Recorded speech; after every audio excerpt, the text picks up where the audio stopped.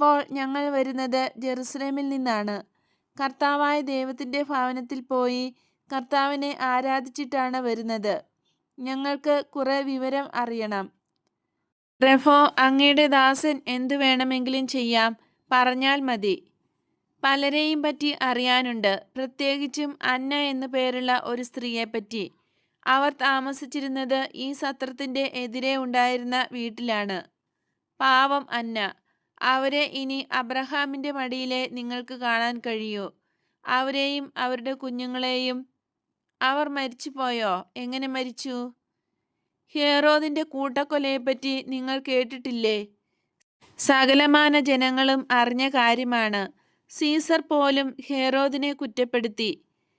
ചോര ആഹാരമാക്കിയ പന്നി എന്നാണ് സീസർ ഹേറോദിനെ വിളിച്ചത്. അയ്യോ, ഞാൻ എന്ത് അബദ്ധമാണ് ഈ പറയുന്നത്.